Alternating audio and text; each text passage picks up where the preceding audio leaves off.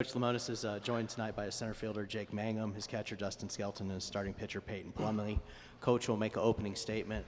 After he's done with that, we'll take questions for the three student athletes, and then we'll follow up with questions for Coach. The floor is yours when you're ready. First of all, I want to congratulate Stanford on a great year. Just, man, what a great opponent and classy program. Just, I've known Dave for a while, and to watch them go about their business and how they did it, especially last night with our situation. Just, man, what a great program and a great year they had. Unbelievable night. I keep thinking that, hey, we've had our best night in our ballpark, and it just keeps getting louder and louder. Our fans are unbelievable.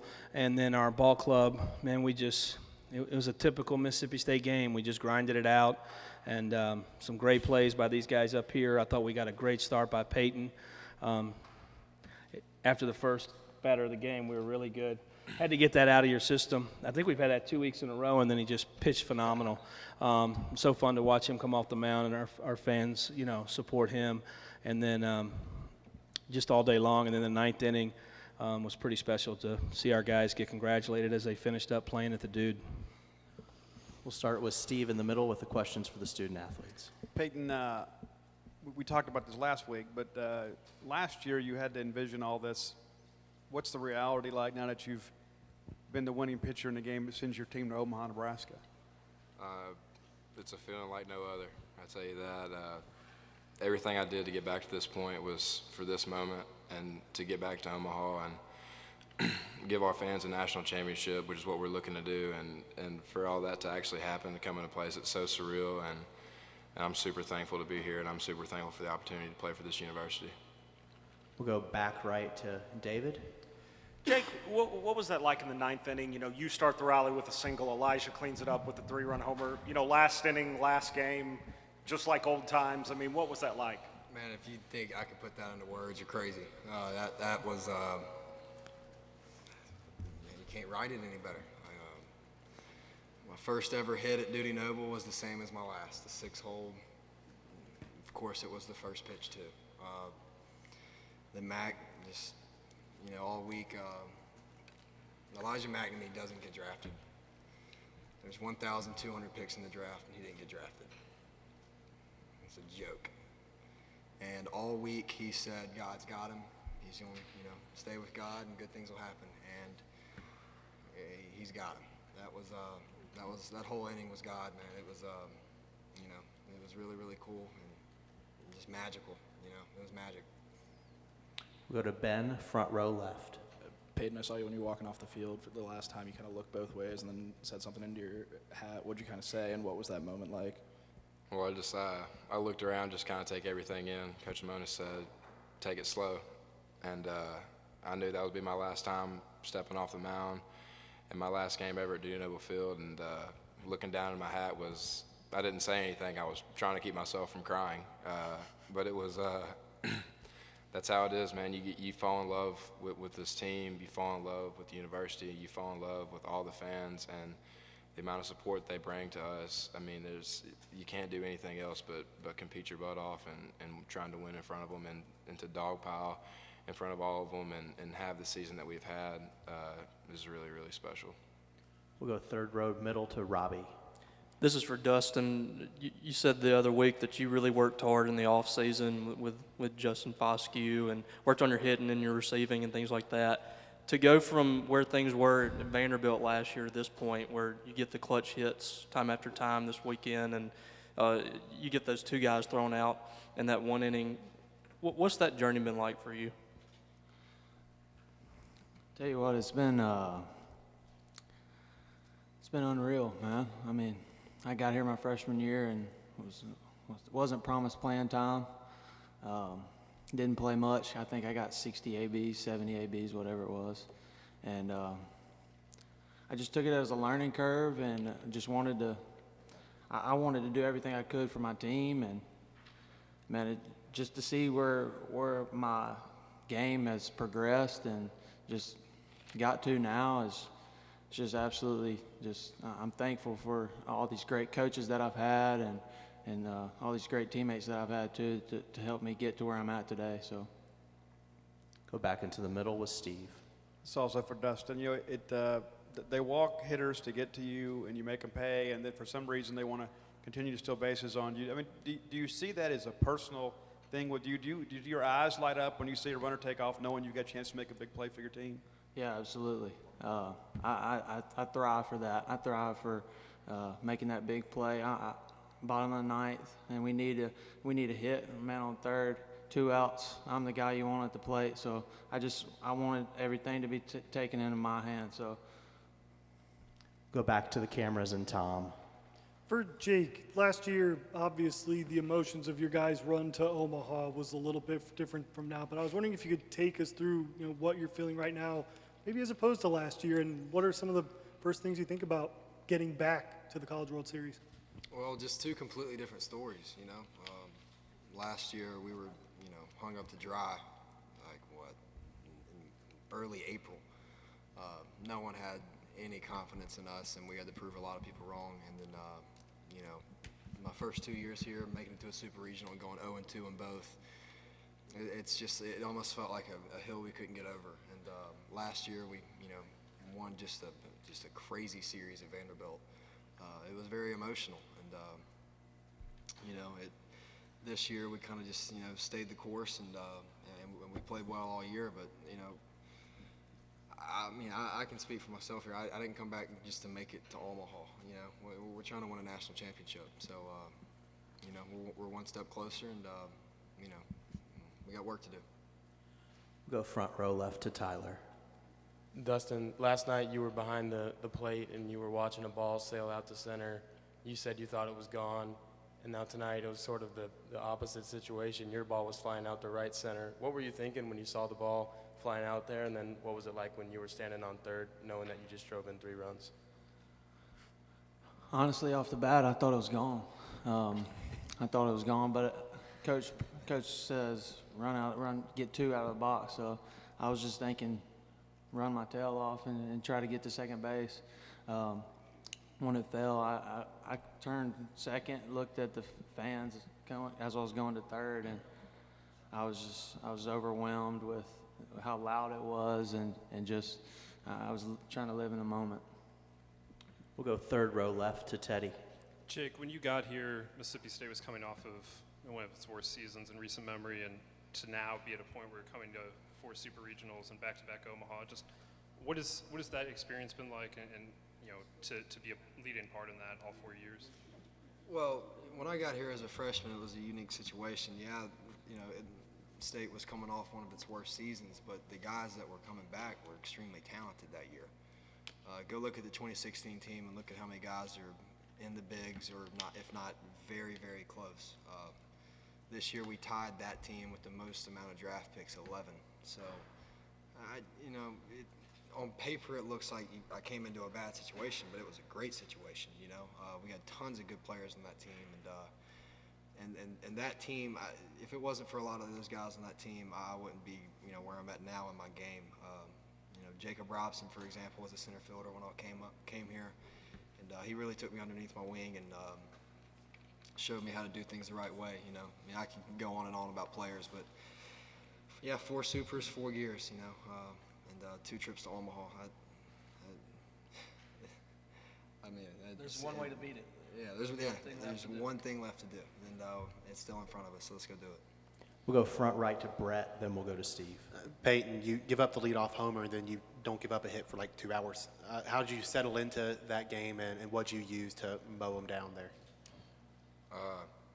Well, going into the game, I knew that I was probably going to give up a home run.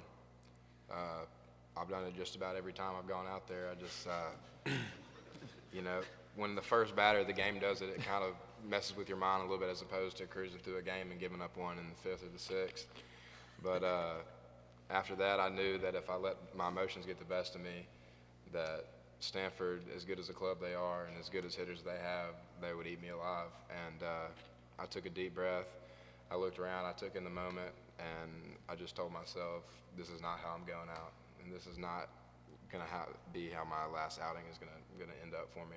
I'm going to fight, and I'm going to give this team a chance to win and give this team a chance to go to Omaha. And that's kind of the whole thing that kept me moving through the game. Go here right in front to Rick. this is to any of the guys that want to answer it. Their coach went on and on about the atmosphere here, but he said he didn't think it affected their team as much as it motivated you guys. I just wonder what your observation. Did you think it got into their heads, or and talk about the way that it motivates you?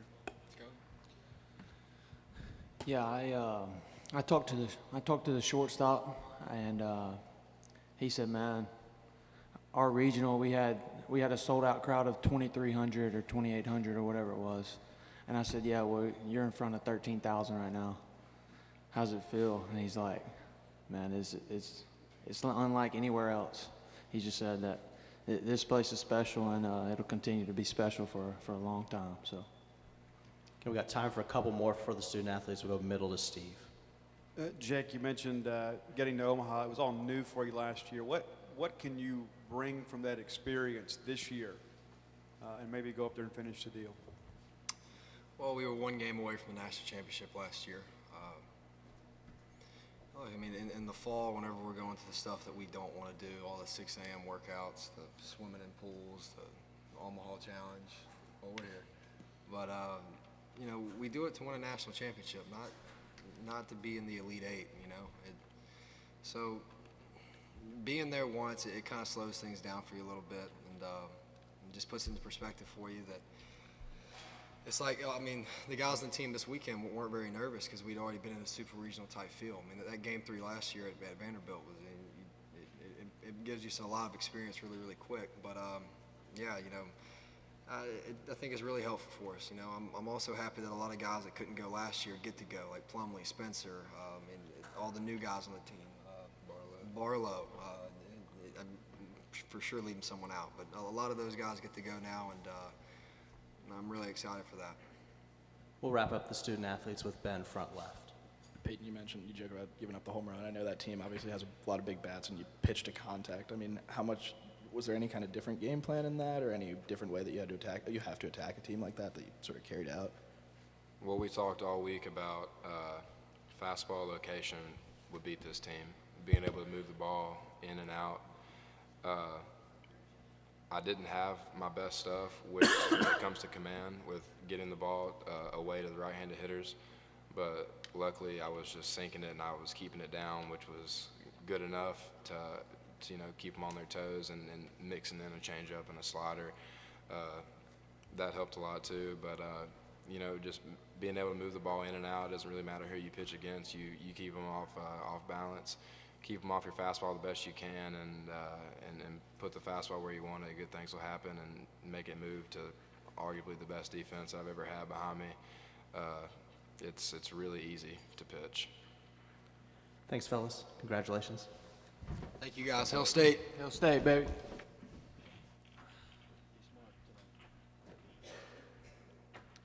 Go ahead and get questions going for Coach Lemonis. Go ahead, and we'll lead off here with Slim. Coach, you've been a part of a lot of really good teams, and great teams have great players and great leaders.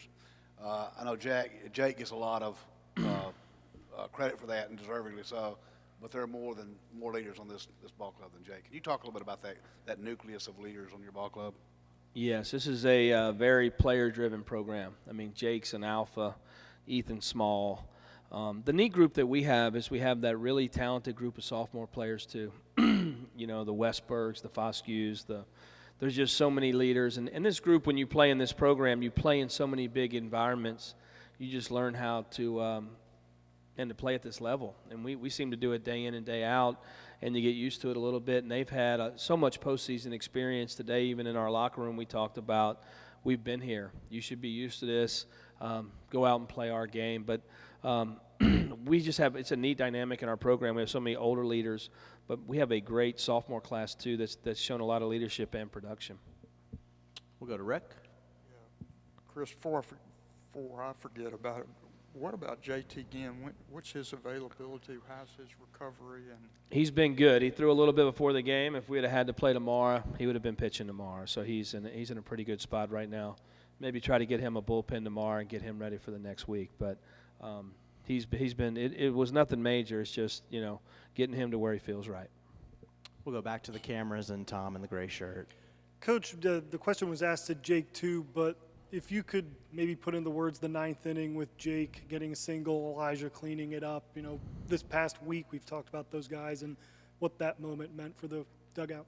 Yeah, it's awesome. And the players, those type of players, they spend so much time with our fan base and the community, and the community thinks the world of those guys. It's nice to see them go out that way.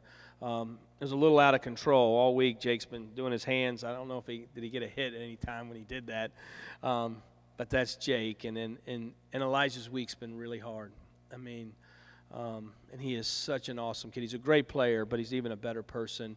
And it was tough. But man, the day after he showed up, smile on his face, he's pumping everybody else up, and the game rewards that. And the game rewards that attitude. And he was that home run was pretty fitting. I just wish he wouldn't have thrown the bat over the catcher's head. So I went out and apologized to the umpire, to the coach, but there's just so much emotion. I don't blame Elijah. He was just excited. He wasn't trying to show anybody up. He was just excited.